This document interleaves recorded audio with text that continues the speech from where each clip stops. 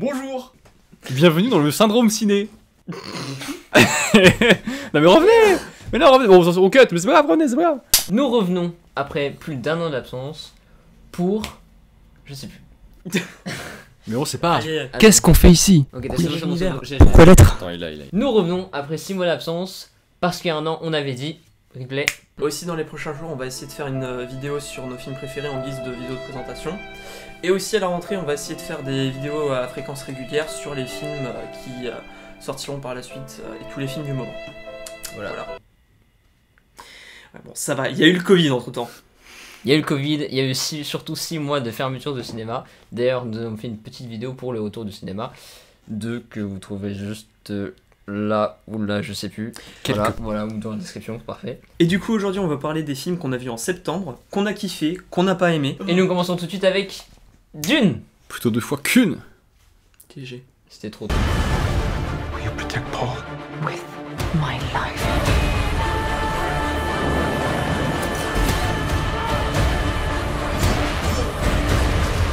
Only together can we stand a chance.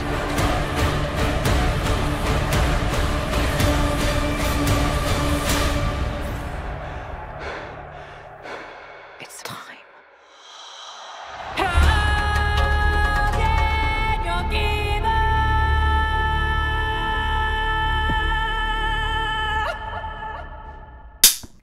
Et donc Dune, qu'est-ce que vous en avez pensé? Compliqué. Je suis très content d'avoir vu. Mais à l'heure actuelle, c'est un film que je ne saurais qualifier d'un point de vue de qualité, quoi. C'est un très très bon. D'où le. Oui. C'est-à-dire que, comment dire, c'est un film qui a une ampleur et un souffle assez dingo, je trouve. Parce que, alors, pour vous dire, moi j'étais 6ème salle au Hall, 21h à vendredi, donc c'est blindé. Le film a pas commencé, qu'il y a déjà du popcorn par terre. Mais. Comment dire, ça m'a séché, j'étais ravi d'y être. Je trouve ça assez intéressant après Blade Runner 2049. Donc, je suis content de l'avoir vu, je suis ravi d'assister à une science-fiction de ce calibre en termes de production, de budget, qui va sur ces terrains-là, sur ces ambiances, avec des partis pris esthétiques. Je sais pas si vous vous souvenez de ça dans le blockbuster contemporain, mais ça a existé, des partis pris esthétiques. Et C'est vrai que Star Wars en termes de parti oui, esthétique. c'est-à-dire que c'était un parti pris en 77. Oui. Depuis, on fait le tour. Bah, Et on rajoute pas grand-chose, quoi. Ouais, je parlais de Star Wars 9 du coup. Oui, voilà, c'est ça. C'est Star Wars premier. Encore le 8, il y a un Bah, petit c'est ça, parti pris esthétique. mais voilà. Le 8 tente Ouais. des trucs avec un petit peu plus de rouge, un peu plus de blanc, des trucs comme ça, mais... C'est ça, avec des semblants d'éclairage un peu plus marqués. Voilà. Mais Et du coup, niveau science-fiction, évidemment que Denis Villeneuve Voilà. apporte quelque chose c'est que en ça, plus ça tape assez fort. à ce genre de film, quoi. C'est que moi, le montage d'intro, qui est un espèce de clip show, d'exposition de l'univers avec la voix off de Zendaya, je crois le perso de Zendaya, ce moment-là, c'est une orgie de SF.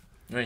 Inattendue et assez rafraîchissante, quoi. Donc, sur ce point-là, je suis ravi de l'avoir vu, mais il y a quelque chose d'assez frustrant qui naît après la séance, qui fait que tu te dis c'était un premier arc perfectible. C'est dans le sens où ça peut être mieux à pas mal d'endroits. Ok. Bah, tu sais quoi, moi j'ai pareil. Genre, Oui. je l'ai vu comme premier acte où c'est pas complet. Voilà. Genre, j'ai pas trop aimé le film, pour être honnête, moi j'étais pas vraiment dedans. Malgré que ça soit beau, tout ça, ça me manquait de scènes marquantes pour moi. Alors Tout à fait. qu'il y a des scènes qui auraient vraiment pu être exceptionnelles en termes de mise en scène. Là, c'est beau, mais ça reste juste beau entre guillemets. Genre, il n'y a pas de. Ça manque de. Parfois de rythme au montage. Je sais D'émotion. pas, ouais, d'émotion, D'investissement émotionnel. ouais. Un peu de ça, ouais. Attends, on le laisse ruminer, tu vois, parce que lui, sa Oui, colère non, grandit, c'est tu très vois. bien, c'est très bien. C'est Il va lui, être en colère, vrai. Et Et il est- du coup, genre, j'ai pas trop aimé le film, mais j'attends la deuxième partie. Voilà, pour juger Absolument. le premier, en Absolument. fait, c'est ça. Bah, j'attends la deuxième, mais je suis un chien, je vais le juger quand même. C'est-à-dire que il y a des grands moments de... Enfin, il y a des séquences qui ont un potentiel gigantesque, avec la DA qu'il a, avec les comédiens qu'il a, avec le talent technique qu'on lui connaît. Voilà, Blade Runner 2049, encore une fois. Mais moi, ce qui me manque vraiment dans ce film-là, c'est que même quand il peut aller dans quelque chose d'un peu borderline, ou d'un peu dérangeant, ou d'un peu dégueulasse, ça reste contenu dans une sacro-sainte perfection, dans un cadre. C'est-à-dire que même quand on a un bref plan de flashback où Zendaya, les flashbacks, il y en a tellement. il y a une chier de Il y a flashbacks. En fait, c'est ça qui me dérangeait, c'est que le scénario était Mais c'est trop redondant. c'est même pas des flashbacks, c'est des espèces de visions un peu cheloues. Oui. C'est ça. Oui. C'est le Oui, non, mais oui, c'est ça. une espèce de des prophétie flash-forward, étrange. Oui, voilà, c'est des Oui, prophéties pardon, qui des se réaliseront, qui se Flash réaliseront pas. Flash du terme. forward, etc. Oui. Il y a trop de vision pour moi et du coup. Genre au bout il y de, en a, au bout de 2 heures enfin, sur moi, c'est ce impactant, quoi. triangle là qui se répète. Ouais, c'est ça. marre. Ok. 2h40, faut préciser. Est-ce qu'on coupe et on laisse parler Olivier? Est-ce que Bonjour. Et maintenant, on va laisser parler Olivier, qui lui a. Je vais laisser parler tout court en fait. Ouais. Voilà, ça vaut mieux. Parlons enfin de Dune. Du coup, de mon côté, je vais être le connard un peu rabat-joie et tout. J'ai bien kiffé le film au final. Hein. Mais moi aussi. Je trouve que oui, c'est perfectible. Il y a notamment, il y a des problèmes de montage, un peu des problèmes de rythme. Je trouve que c'est assez joli en termes de photos, c'est plutôt bien foutu en termes de réal. Alors, c'est très en dessous de Blade Runner de Blade Runner 2049, même si c'est pas facile de passer après un film comme ça, quoi. Où je veux dire, c'est vraiment chaque plan qui est extrêmement bossé en termes de réal, de cadre, de photos. Par contre, il y a un reproche avec lequel je suis pas entièrement d'accord, c'est la chaleur et Arrakis, dans le sens où oui, je trouve qu'on ressent pas vraiment une impression de chaleur durant le film. Pas du tout la chaleur. Mais en fait, le truc, c'est que je trouve que vraiment Arrakis, c'est plus aride que chaude au final. Il y a 3 plans dans lesquels on a un peu un effet de chaleur en arrière-plan ou des trucs comme ça. Mais c'est 3 plans dans le film où là, on a l'impression qu'il essaie de nous le faire ressentir.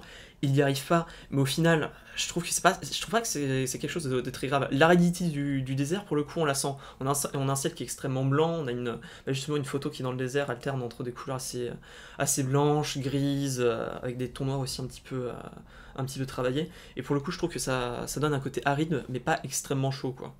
Parce que moi, j'avais pas entendu le reproche, mais Oui. je l'entends dans le sens où le scénario met suffisamment l'emphase dessus pour qu'on l'attende, le caractère brûlant du désert. Ouais, Mais c'est comme les séquences où les persos sont dans le désert sont pas si nombreuses que ça. Comme il n'y a pas beaucoup de séquences où je sais pas, ils sont sujets à une très forte de chaleur qui ferait qu'ils s'évanouissent ou presque. Il n'y a pas ça vraiment. Donc il n'y a pas lieu de mettre en scène la canicule ou le soleil qui tape sur les persos, donc elle apparaît pas du tout. Surtout, je pense que c'est quelque chose qui est assez voulu, quoi. Je veux dire, la photo, il y a, à part quelques scènes de flash forward et tout, où par exemple on a des plans un peu en contre-jour de Zendaya ou d'autres personnages, etc. Il y a très peu de rouge et d'orange dans la photo. C'est vraiment quasiment uniquement du blanc pour ce qui est du sable, quoi. Et je pense que pour le coup, c'est vraiment un traitement de l'image qui est voulu. Ça, j'en suis Ils ont quasiment filmé sûr. en log, mais ils ont oublié de. Alors non, parce que oh putain. Non, parce que du coup j'avais vu l'interview de Villeneuve, celle du Fossoyeur, où justement il en parlait et où il disait que c'est vraiment un look qu'il voulait, avoir le ciel qui était assez blanc et tout, avoir un sable qui soit de telle couleur, etc. Ouais, non, mais sinon Dune, surtout au vu du bordel que c'est adapté en film, parce que c'est quand même un bouquin qui est monumental, et il y a énormément de bouquins, et surtout Ouais, il paraît que c'est réputé très dense, comme étant un univers extrêmement dense, extrêmement compliqué, avec énormément de personnages et tout. Je trouve que c'est quand même vachement honorable de réussir à faire un bon film qui arrive à contenir, alors qui est certes un premier film qui introduit parfois assez maladroitement certaines choses, mais qui au moins arrive à être bon en soi, à contenter les fans du bouquin d'un côté, tout en laissant pas sur la touche les nouveaux venus, quoi. Comme nous, quoi. Au final. Hein. Donc c'est pour ça que je trouve que ouais, Dune est perfectible. Oui, il a des défauts. Oui, il y a des moments, il manque un peu de rythme. Oui, il y a des moments, le montage est pas plif plouf. Oui, il y a des scènes qui sont pas toujours non plus incroyablement mémorables. Même s'il y a un truc dont j'avais très peur, parce qu'on m'a beaucoup parlé de Chalamet comme étant un acteur assez goslingien. Tu vois, ouais, mais en fait, Ghosting, il est sur le sous-jeu. Lui, Alors, c'était en mode, il est inexpressif et tout. Alors, là, dans Dune, j'étais surpris. Par exemple, la fameuse scène de la boîte, dont tu parlais comme étant un peu une scène mémorable, toi, Arsène. Un peu, mais non, en vrai, non. Pour le coup, je trouve que son jeu d'acteur est convaincant et ça marche. Même si, bon, il fait le taf. Ouais. C'est... Voilà, Dune, c'est pas mal du tout, c'est même plutôt bien. Il y a des défauts, mais vraiment, c'est cool. Oui, allez-y. Voilà pour Dune. Maintenant, on enchaîne avec. Boîte noire.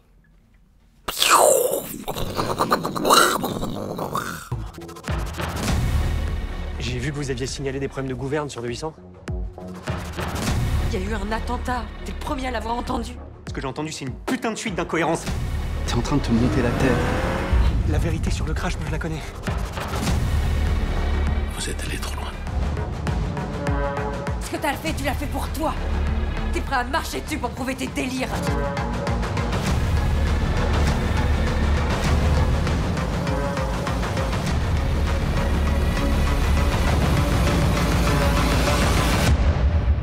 Du coup, Boîte Noire, qu'en pensez-vous? C'est vachement bien. C'est bien. C'est bien. On continue. Je trouve plutôt bien ficelé en termes de scénario pour la... Du moins en tout cas pour la première moitié du film. On suit plutôt bien ce qui se passe, on est intrigué, il y a des bonnes intrigues. C'est plutôt bien fichu. Je suis moins fan du troisième acte, où je trouve qu'on parle plus un petit peu sur des twists à la mort moelleux, sur Oui. des trucs Un un peu petit tirés peu par les tirés cheveux. par les cheveux justement. Mhm. Y compris dans le climax et le entre guillemets sous-climax on va dire, mais en vrai je trouve qu'il y a quand même une maîtrise. Je trouve que le personnage principal est vachement intéressant dans le sens où dans le sens où je pense que ce serait un personnage qui dans n'importe quel film aurait été l'antagoniste, vu que c'est un personnage qui est extrêmement froid, qui est très calculateur, qui a pas vraiment d'empathie pour les autres, qui est très axé sur sa réussite personnelle, plutôt sur la réussite de son enquête, qui a du mal à interagir aussi avec les autres au final. Nous, avec Thomas, ce qui nous a fait peur, c'était le fait que ça parle de terrorisme avec des gros stéréotypes sur Un attentat dans un avion. voilà, un attentat dans un avion qu'on a vu le 11 septembre 2021 Pour d'ailleurs, être précis. voilà, pour être précis. 21 jours pour jour. Donc, mais bon, Voilà. voilà. On va pas, enfin, en vrai, je vais lâcher un petit spoil. Voilà, donc je vais mettre spoiler, voilà, ici, si jamais il y en a qui veulent pas entendre. Oui. Mais à un moment, donc les agents du BEA écoutent la première boîte noire et on entend Allahu Akbar. Oui. Et là, avec Thomas, on s'est regardé et on s'est demandé où est-ce que tu nous emmènes? Oui. Où est-ce que tu Film. vas? Nous sommes à Que un an racontes-tu des élections. Ton personnage qui est dans l'avion, c'est un arabe, quoi. Donc on se dit où est-ce que tu vas? Mais finalement, le film arrive. Enfin, un point de vue intéressant. Il retourne la situation. Il a plutôt bien géré ce truc. Oui. Voilà. Ça, c'est pas Mais trop- cette angoisse qu'on avait, je trouve que ça colle bien avec ce qu'il disait sur le perso. Mhm. C'est-à-dire qu'au début du film, on arrive sur un personnage qui est assez discutable ou assez questionnable, assez surprenant en tant que personnage joué par Pierre Ninet, déjà. Et pendant tout le film, il plonge. C'est de pire en pire. Et très vite, on a un peu la même chose sur le plan scénaristique. C'est tiens, oui, donc il y a un crash d'avion, il y a quelque chose de suspect, il y a un complot. Et puis arrive l'espèce de bombe à retardement terrorisme islamiste que le scénario soulève, et on sait pas où il va. Et il y a une ambiguïté, une peur et une appréhension sur le film. C'est qu'est-ce que tu vas me raconter? Et je pense que ça joue aussi sur l'investissement qu'on a avec le perso. Parce qu'on est face à un trouble moral, politique, ambigu, face auquel moi perso j'avais du mal à me retrouver. Je savais pas trop quoi penser devant, et du coup je pense que l'identification repose vachement sur ça aussi. Donc heureusement ou pas, le film qui aurait dû sortir bien plus tôt est sorti en septembre 2021. Et ce qu'il raconte de cette possibilité du terrorisme dans ce crash d'avion est, je trouve, assez intéressante. Voilà, pour ne pas divulgager. Oui, puis pour finir avec le personnage de Pierre Ninet, c'est intéressant parce qu'au départ, on le croit, puis après, petit à petit, on est avec lui, on doute avec lui, on sait pas vraiment ce qu'il a entendu et tout ça. Donc le personnage est vraiment plutôt bien géré. Les acteurs sont plutôt bons. Après, ça veut jouer à l'américaine. Attends. Non mais du coup, quand les acteurs français font comme les Américains, je trouve que ça les décrédibilise un peu. J'ai gagné une gommette. Décrédibilise un peu. Mais j'ai une théorie là-dessus, c'est que on ne vit pas avec les Américains, on ne sait pas comment ils s'expriment au quotidien. Et du coup, on a l'impression qu'ils jouent comme des dieux et tout ça. Alors que les Français, on sait comment on s'exprime, tout ça. Et du coup, dès que ça vient sérieux comme les Américains veulent, et ben on a l'impression que c'est faux, ça les rend ridicules un peu. Donc voilà, c'est tout. Mais sinon- Traduction, il faut davantage de thrillers ou de films dramatiques Voilà, c'est sérieux ça, avec ouais. des enjeux très conséquents d'un point de vue national. Donc, dans le cinéma français. Voilà, on voit trop peu de films comme ça et en vrai c'était bien. Voilà, c'était Ouais. bien. Il y a des Alors, scènes, il y a des bonnes scènes. Donc... Non mais vous comprenez ma théorie un peu ou pas Je vois Un ce que petit tu peu. veux dire. Je vois Merci. ce que tu veux dire. Elle est fausse, mais je la comprends. Oui, oui. non, mais je comprends. C'est bof, hein, mais. je vois J'entends ce que tu veux le. dire. le- De toute j'entends façon, l'argument. c'est un gars qui a aimé le jeu d'acteur des Olympiades qui vous dit ça, donc bon. Le petit tacle gratuit. Il te l'a rendu là. Oui, moi j'ai aimé le jeu d'acteur des Olympiades. Ouais. Voilà. Que Mais- vous n'avez pas vu, qui sortira en novembre. Ouais, il trouve que ça. Juste un petit mot, c'était niveau mise en scène en vrai. Je trouve que c'est pas forcément ultra intéressant et que généralement ça fait plus le taf qu'autre chose, mais je trouve que de temps en temps, il y a le film qui se dit hé, et si je faisais un plan où je bosse le tout, où j'ai une putain d'idée et où je le fais bien. Genre le tout premier plan séquence qui sort de l'avion, quelques plans d'ensemble qui sont assez bossés en termes de Ah, cap, le plan séquence et qui tout. traverse l'avion. Oui. Oui, effectivement. Qui est assez, surtout en plus, je me dis, voir des trucs comme ça en France, au moins ça se bouge un petit peu le cul. Alors là, c'est limite le cliché du oui, mais alors c'est français donc c'est rare que c'est bien. Non, mais il n'y a pas énormément de films qui se permettent ça, quoi. Oui. Ça, plus on va rester sage, on va faire du plan fixe. Enfin, à part Dupontel, moi j'avais pas vu beaucoup de plans Ouais, mais séquences encore, numériques dans le cinéma Dupontel, français. c'est vraiment une exception, lui. Oui, c'est ça. Et c'est surtout parce C'est- qu'il utilise énormément le. Mais c'est le seul qui me numérique. vient. C'est-à-dire que des plans séquences numériques dans Ouais. un cinéma français plutôt populaire ou avec un budget conséquent, il y a que Dupontel qui me vient en tête là. Bon, t'es un peu jeunet, mais lui, il est déjà un grand plus Oui, numérique Ouais, sur la liste aussi. mais son dernier film français, c'est. Bon allez, on divague là. Ouais, j'avoue. Euh, Vague. Voilà pour Boîte Noire. On passe maintenant à Blue Bayou. Blue Bayou. Oui, Je connais pas. tu l'as pas vu. Non. Ah. Du coup, je t'en prie.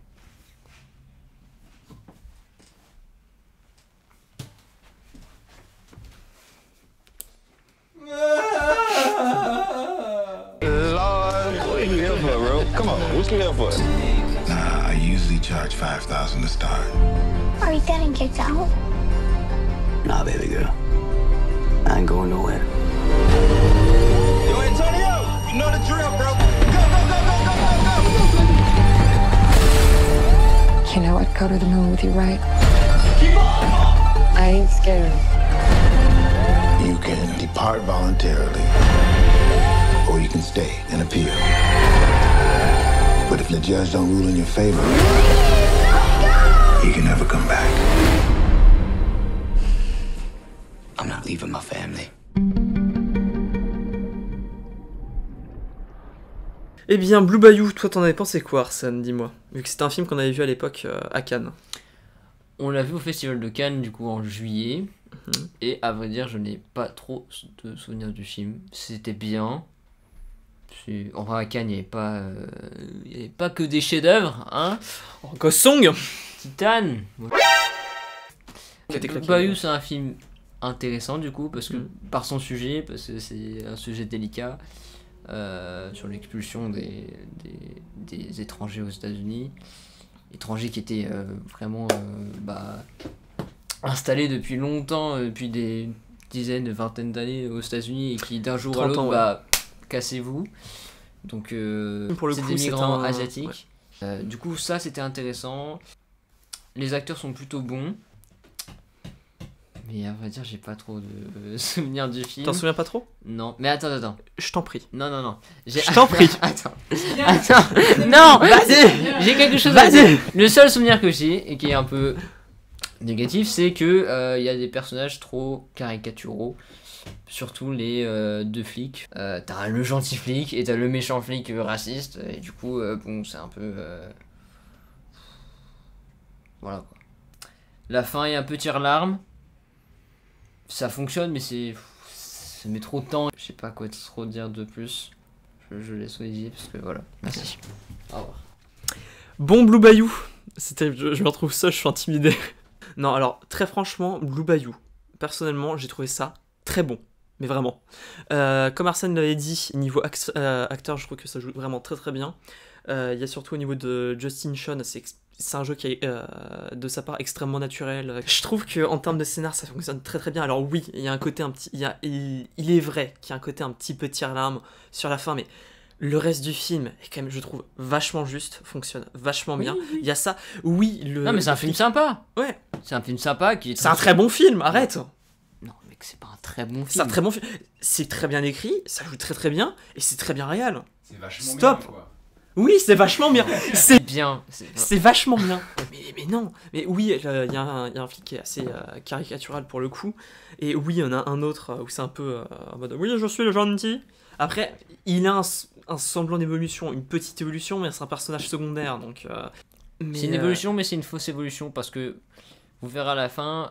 Moi, je l'ai ressenti en mode il est triste, mais pas trop. Enfin, on sent au fond de lui que ça l'arrange peut-être dans un sens, mais, voilà. Mais surtout, il est pas film. censé avoir d'empathie pour l'autre. C'est pas quelqu'un avec qui il s'entend bien justement.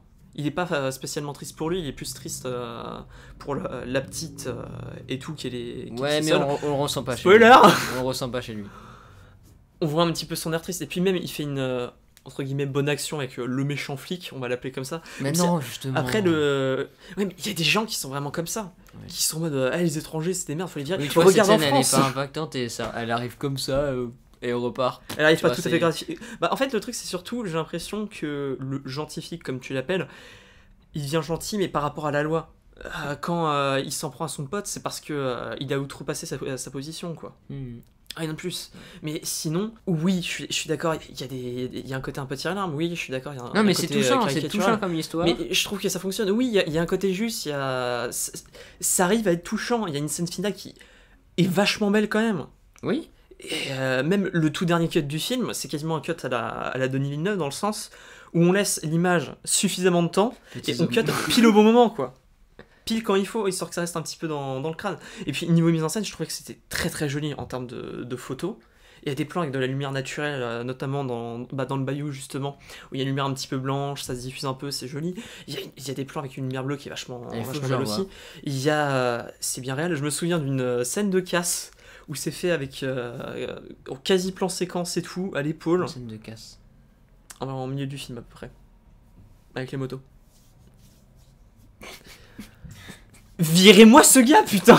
Alors, non mais voilà. Ce tome n'a pas voulu. Blue Bayou, c'est vachement bien réel. Il y a des plans très très jolis, dont certains qui pourraient être dans le cinéma de Malik, je vous jure.